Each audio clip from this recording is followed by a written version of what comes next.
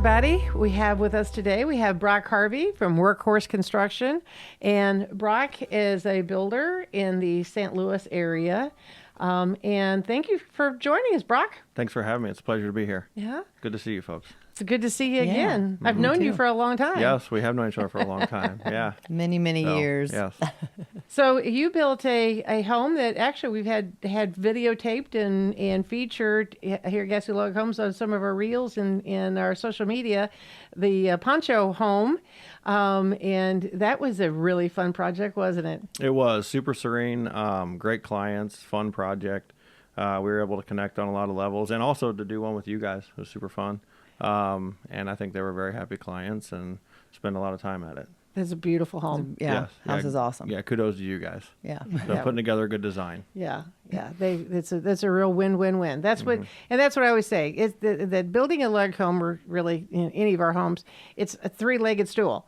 It's us, it's the customer, it's the builder, and we all three have to work together in order to make and everybody. those legs can fall easily if there's not good collaboration. Yes, so, that's right. Yeah. Everybody brings their own talents to the table, that are needed, and it's more successful with the three legs. But how did you get into construction? Oh man, ever since I can remember back when I started working, I always say I enjoy the smell of dirt. I can't get away from it. Educated through University of Missouri, enjoyed being around construction, and always just decided that I think that's where my love and passion was. So, not really in the game of the finance world or sales world or anything like that. I like to build things. So through the course of just that passion and love, I was fortunate to work for some firms that taught me, how to run a business, and then ultimately how to do things and build. So I don't really work.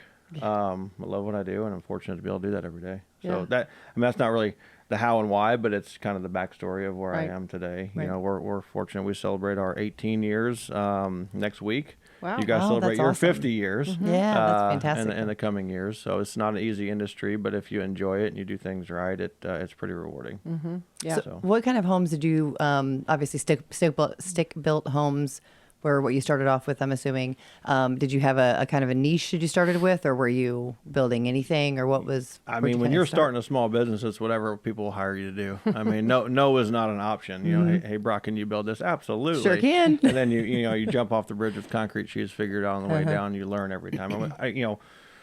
I'm not too humble to say we learn every day. We learn every project. We're custom build. So, at the end of the day, I mean, you got to build on that and do things right and treat people right. And, there's customers come from a lot of different areas if you can handle things that way. So, but yeah, I mean, starting out, it was, I always look back to say, okay, hey, what did a $300,000 house get you? And nowadays that's a $800,000 to $900,000 house, and starting small and being able to evolve into the larger homes and the more complex and very complex and ultra custom. But I mean, we had to start somewhere. Right. So yeah. Right. What would you say your niche is now? Ultra custom. Yeah. I always say, when we talk to our team, if we're definitely smart enough to figure it out, we can build you anything. It's just having the knowledge and then the smarts to figure it out. So I'd say niche-wise is more of the ultra-custom homes, the hybrid homes, a lot of the timber work, whether it's the log side or combination or just super unique customs. That would be our niche. I always tell people that any builder that can do a good custom home can build a good log home. Because it is builders that do custom homes are used to learning new things. They enjoy what you just said. They love learning how to do new and different things, and that's all you have to have. Well, I think you got to have the people. You got to have good people. You got to have good partnerships like you guys that know what they're doing on that end, and then ultimately, the passion to want to learn and the patience for it, and then also just to know that. Hey, if you're building a company, you're doing one, you're doing two, you're doing 10. I mean, you got to kind of work together and learn and get a portfolio going. But yeah, I think that's a super, super important fact at it. Log construction is different because the logs are heavy. And I know that's quite a change for your guys whenever they were doing that as opposed to stick framing. What did your guys have to say about it? Well, I think anytime you work for a custom firm, whether it's us or whoever, I think the staff and whoever's working welcomes that challenge. Most any person that's in the custom world is going to welcome the opportunity for something different.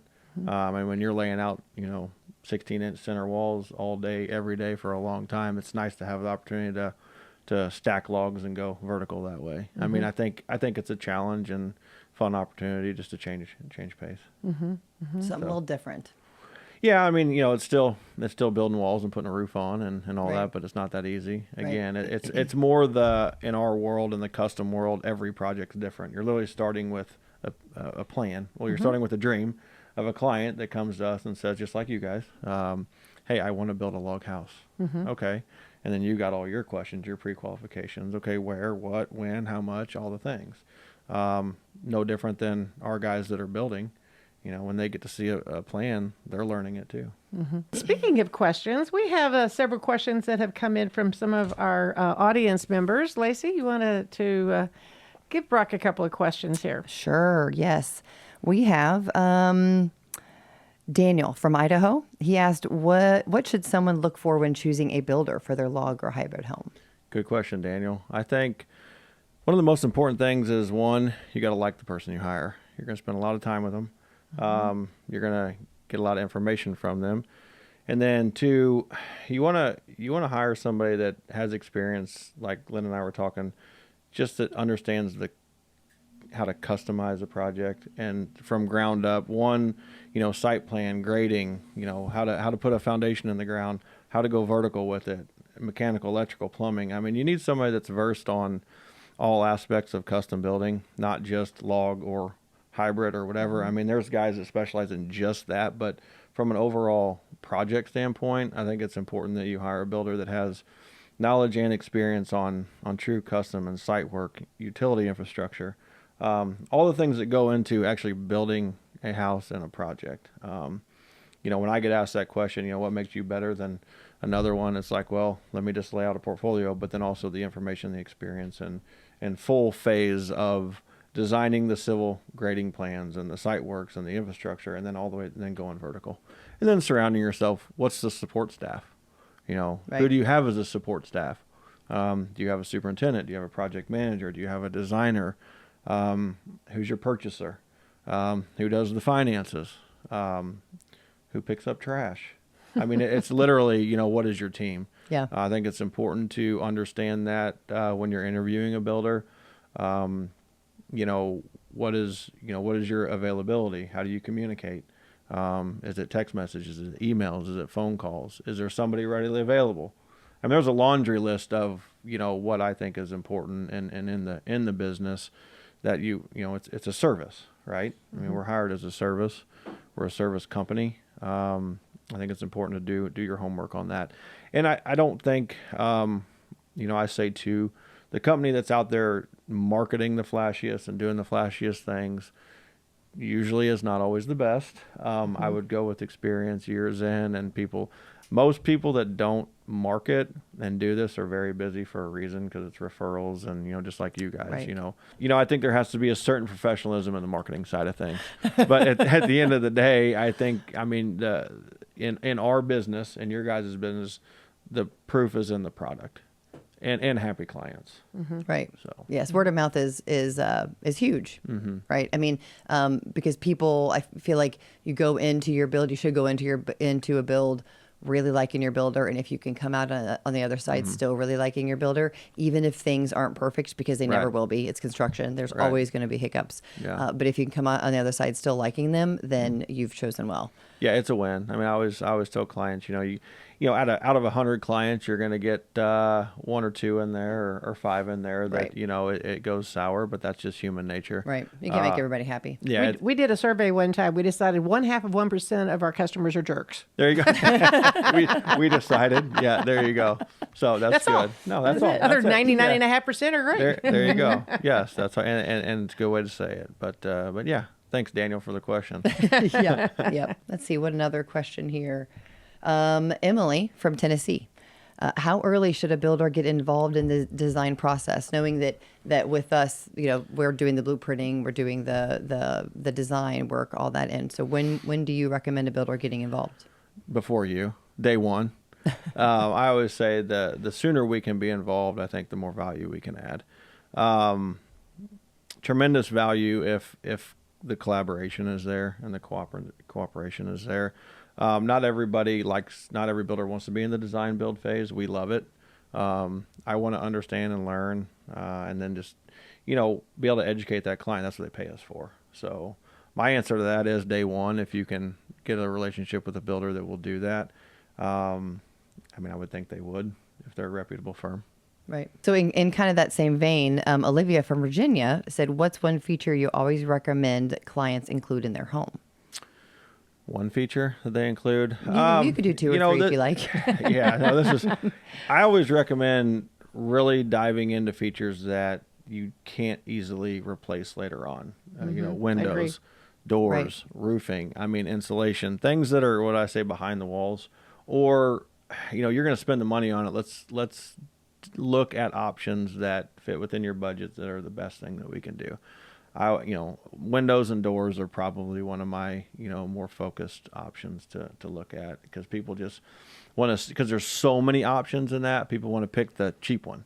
Well, no, why? Why do we want to look at that? And most of the homes that we build are, in the upper edge of that. So we really dive into, hey, let's look at good, better, best and see what fits the house and what that is. So my advice to people is always don't skip money on the things that it's difficult to replace later. Correct. Your higher ticket items, the things that, you can always replace countertops. That's right. easy. Yeah. You can even replace flooring, but you can't, replacing windows and doors is a major, is a major deal. Especially in a log and timber home, or, full masonry. It's a whole different endeavor when you get to that. So I always recommend, going with a little bit more higher end, windows and doors. So, and roofing for that matter. They're gonna last longer. They're gonna be, you're gonna be happier with them throughout their lifetime. Right. Yeah. Right. It's just, Is there one thing in either lighting or cabinets or anything else that you think that you've seen your customers put in that they appreciate the most, or any special tips for anybody? Well, I think tips, especially in log and hybrid homes, lighting layout is critical. I think there's a misconception of people speed through designing lighting. I agree. And especially in a log home. she has an entire presentation on lighting. Yeah. If you like to see I could it talk sometime. about it for an hour. Yeah, I could talk for an hour yes, if you'd you like. could. Yeah, and we would appreciate if somebody talks about it for some time before it gets to us. Like, I want a light there. Well, we can't get a light there. Yeah. So, or we can, but we gotta drill through this. And anyway, Yes. so there's every category that you look at is special in its own right. And one of the things I think there's some of the questions of, if you spend the time on the design side and the pre-construction side, it really makes that project better. So, look at anything that is going to be expensive to replace later. So, Also, planning and preparation. I tell people all the time, you cannot, you don't skip on planning and preparing and getting ready for it. It goes so far. well, Just to know what you're going to do beforehand, get all those ducks in a row as much as you possibly can before you even start, because there's going to be so many decisions you have to make in the middle of the process. If you can get some of those out of the way and nail down, do it before you can. Everything just goes so much smoother. yes. And to back that up is, we get calls all the time. I want to start my house in May, or I want to be in by Christmas, or I want to be, and I really want to preface, you don't ever want to set a timeline on a custom home. You want to start a house when it's prepared and ready. And then when it's being built, don't push for it to hurry up and get done. You're spending a lot of time, you're investing a lot of money. Let the process play out, because you'll be way, way better off a year from now than moving in 2 months early and things not being completed, or you hurry up and rush through something and then you're tearing it out 6 months from then. So planning and preparation, and just overall, just enjoy it. Enjoy the ride. You're building a piece of art. Spend the time, understand it. And again, I feel like I tell clients this all the time, and we're still getting rushed and hurry up and hurry up and hurry up. And we just live in a right now world. And building a custom home is not a right now world. And, I do lose clients because I speak on that pretense. Like, I'm not going to hurry up and just throw this thing in the ground and get you moved in, because you have to be done right now. It doesn't work like that. It shouldn't work like that. Now granted, we do try to accommodate a client at whatever we can, but at the end of the day, if I'm on that side of the table, I want somebody that's going to take, a lot of care in that project. Right. One thing that I always like to explain to people, and we actually do a seminar at the Log Home shows called Dreams to Reality. We took that and we put it into a book. We call it the Gastineau Guide, and that we have available for free on our website. People can download it, and it talks about all the different steps you have to go through for building a home. And because a lot of people have never done a custom home, they've never gone and bought a piece of property that they've then going to build a home on. And so it's very different. If you go out and buy a house, you might have put roads in, you have to find out who's got jurisdiction for my permits, where do I get electricity from, all these things. And so I did kind of a primer for people, because I really think that the construction of a new home should be more enjoyable. People stress out about it because there's so many decisions to make, and they wait on those decisions, and then they have to make them really, really fast, and people get all stressed out. So if you could do a lot of those ahead of time, then it makes the whole thing easier on the so you can enjoy it, hopefully. Well, that's right. And I think to fall back on that, I mean, what stresses out a human, right? The unknown. Okay, you get involved in the unknown. And building a custom home, you can't see it, you can't feel it, you don't know until it's there. So you're spending a ton of money, you're spending a lot of time on something you don't even know what you're getting. That's where I fall back and say, hire a good builder. Hire a good builder that you can trust, that is taking care of all the intangibles that you can't see, feel, and touch until you get there. I think that adds a lot of stress to clients. And I think communication also is paramount, like a book like that, to where you can actually prepare and understand, okay, hey, my infrastructure's in, okay, what's next? And just knowing without asking a question, and then you see it, and it's like, okay, hey, that's right, and that's appropriate. Okay, there we go. Where if you just go into it blind, I always say an educated client is our best client. And I mean that in a lot of different ways. But at the end of the day, you walk into something prepared. It's anything, whether your job or life or kids, whatever. If you're prepared for it, it seems to go a little bit better. And it's no different than investing in a custom home. Well, the other thing I tell people is that you have to understand that builders have a life, that they start their home, they want it done, they want you there 365 days, 24/7. They want you there. And they have to understand that builders take vacation, their kids have ball games, their family gets sick, things happen. So you have to be realistic about that expectation as well. Yeah, and I think that goes back to the serviceability when you're looking at a builder. Hey, what is your support staff? Who's available when? And if you set the expectations going in, I think, people are going to understand that, hey, we get up and we work really hard for you. But at the end of the day, yeah, there's time off. Unless it's a 911, probably won't answer the phone until tomorrow morning, if it's late at night or the weekends. Right. Again, depending on the circumstance and all that, communication's huge, and just keeping people abreast of what's going on, I think is very important. Next question. You ready for this? Keep going. Kevin from Michigan. What's something homeowners should plan for that they often forget? Oh man, good question, Kevin. They often forget. I think this would be, again, part of the preparation, but I think often forget is budgets.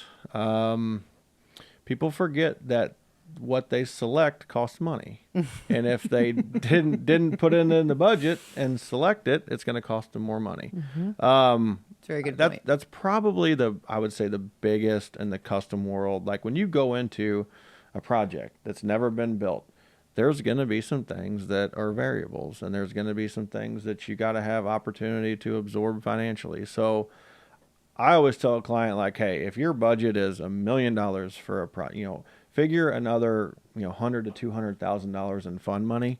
So when you do go see something with the rose-colored lenses, and you got to have it, you have the money to do it, because you're going to be exposed to a lot of opportunity and selections that you might have not seen until it's time to select that. So that would probably be my number one. Just be prepared financially that if you select it, you got to pay for it. Or if you tell a builder, hey, go do that, and it gets done the way you want it, you still got to pay for it. So that's another thing too. Yeah. Like, remember, when you tell us to do something, you got to pay for it. So I think that That one of sounds the things great. that I see people don't think about, they're used to going and buying a house, and you buy a You house, see it. it's Yeah. what's X number of dollars, and that's what your moving costs, where your closing costs, Apples you and know, oranges. you know how much because when you go out, people go out and they're going to go, they buy a piece of ground, and then it's a year later, and they're going to go build a house on it. And they've talked about the cost of the home. They don't realize that then you also have the cost of the road, and you have the cost of a well, maybe, and you might maybe you find out that bringing electricity in is going to cost twice what you thought it or was. can we even get electricity? Yeah. So- There's depending on where you're at, there's a lot of first thing when somebody says I got a piece of ground, okay, do you have a road to it? Is the road suitable for bringing in heavy trucks and heavy equipment and material? And then what's the utility infrastructure? Sewer, water, electric. Got to have that. We're not in outhouse world anymore. And then clearing. What's the clearing like? What's your view shed? How do you want to approach it? Do you want a pool? Do you need a barn? There's a whole laundry list of, okay, hey, what do you want? How do you want to use this? Right. And what's not just when you move in, but 10 years, like where do you envision The it logistics being? of what you want for the future is a huge thing. And I always, ask clients to, okay, hey, this is what phase 1 is. Is there a phase 2, 3, 4, and 5? Are you going to build a house for the kids later, or, whoever? Like, what's the overall development of the property? Let's design it that way. And I think when you get into the experience and doing that and doing estates, which we've been fortunate to do, you get to learn a lot of cool things. Yeah. And every project's so different. And electric's not guaranteed. There's some property that it's you got to climb a mountain to get it. Depending on what that cost is, it could be significant. We left. We built this model home center. They actually had to shut down Interstate 70 to bring electric across for us to get electricity. And you can see buildings that have electricity, but and we had no idea when we bought the property. I fell for that myself, and it's not cheap to shut down I-70. Lynn, it's not cheap to do anything. They charge you for that. Yes, This was a yes. long time Well, this ago. was in 2000, yeah, $2,000, 1999, whatever. Yeah, Right. yeah. Yeah, we have done, our slogan is Heart and Heritage. That is what you're talking about, the legacy projects. I love those projects when people come in and they're planning a project. Either it's a family project, or they're going to leave it to their children or their grandchildren. We get a lot of those, and that's one of my favorite projects that we work with people. Same. So, we obviously build for, 50 years. We've been doing a lot of log homes. We're getting into the timber frame hybrid home market as well. I know that there are a lot of different reasons why people build different types of homes. But so what do you see most of your customers looking for in their home? Well, is this going to be a log home versus the hybrid, I would say, or just more? Well, if they specifically don't or can't build a log home, what homes are they? Like what design, what aesthetics are appeling to? I think you get a market? lot of the timber work. A lot of the timber work's appealing. The opportunity to do the heavy feeling, whether it's the logs or the timbers or whatever that is. I think there's a lot of value and design going that way. But if somebody wants a true log home, and Lynn can attest to this, a log home lover or buyer is going to buy a log home or build a log home. For sure. There's really not a lot of opportunity to manipulate a true log home versus a hybrid home. You can conventionally build a hybrid home with a lot of the accents, but you're still missing out on the true log home. Yeah, that is exactly true, Brock, in that a true log home lover wants a log home. And I think that perhaps a hybrid home appeals more to someone that just likes the look of a log home, but hasn't really been sold on a log home or not. And I love to talk about the differences between them. And we can, we sell both. We can tell you the pros and cons of both. And there are lots of them. I think a hybrid home fits into some building areas better than others. If you're building in a more urban area, then you can, then that's where you want to build. Then a hybrid might make more sense. And also a timber frame. But if you have the right setting, a log home sometimes it just seems like the only thing that should be built there. That's right. I sure. agree. Yeah. So I think it's everybody's opinion, and people should just do their research and find out which fits them best. But most of all, what I want people to do is to use natural products, to use real wood. Don't use fake wood. Use real wood. Because Mother Nature gave us this beautiful product that will last us for centuries. It is doing all kinds of wonderful things for our environment in sequestering carbon, and while it's sitting there being beautiful in your home. It is a beautiful product that'll last for centuries and centuries, and I just want people to use more wood. Well, Lacey, we're running out of time here. Do you have another question for Brock? I sure do. I think the last one here is from Brian from Kentucky. He asked, what's the most unique or memorable log home project you've worked on? This would be a fun one for us, Len, to talk about. Fortunate to do some really cool restoration projects from log homes that are in the early 1800s. And then we've done several of those, tear down old 1800s cabins, restore them. Had the fortunate opportunity to put multiple of them together to build a house. That was a really cool one because we incorporated restored logs into timber framing, the roof structure, walls, and then, so it was kind of super dynamic. The client was super happy with it, and that was literally starting with boxes and then building and designing. So that was neat. And then we also had one of my favorite all-time houses that we built. We had the opportunity to collaborate with a builder out of Springfield that is kind of the private builder for Johnny Morris, who owns Bass Pro and Cabela's, does all his private stuff, flies around the country. We got to collaborate on a really cool timber frame house on that. Worked side by side with them. We were the GC and a support staff for the carpentry. Really neat project overlooking the Missouri River. And again, like we talked about, setting is so important. Some of the projects we've done with the logs and the timber frame, just really neat settings, which make a house. When you put a natural product into the wood and the white oaks and the hickories and the Missouri hills, where it's Missouri River or wherever it is, in the United States, if you can incorporate that natural wood product or take something that was hand cut in the early 1800s and then restore it and be like, how did they do that? With no equipment. We're equipment and tool intensive, where, pioneers didn't have that, to where you have a whole different appreciation of truly what building is, to, moving forward to building a Gastineau home, where it's perfectly milled and each piece is numbered and you place it and you put it together. I mean, just the overall complexity and opportunity to build some of these has been pretty special. So, I mean, as far as one project, it's hard to just pick one, but at the end of the day, there's definitely projects that stand out from being unique. So what about you, Len? Well, I have to say that probably one of the most unique projects we ever did was that we built a home inside of the Mall of America, 2,400 square foot house that we pre-built, took it down, took it to the mall, and rebuilt it in 7 days, along with Country Home Magazine. We can't build houses in 7 days. Because we had everything already stained, already sanded, already varnished, and we took it up there and then it was donated, and we raised over $300,000 for children's cancer research.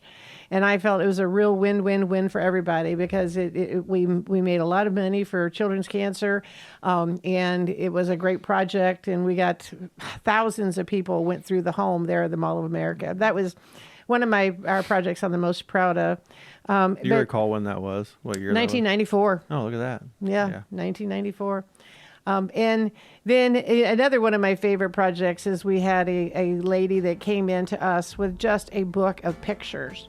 And it was a 3-ring binder with just a whole bunch of pictures. And she just put it down in front of our design team and said, this is what I like. Design me a house.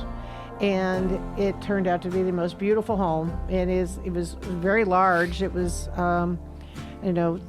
with counting the basement, it's probably 8,000 square feet.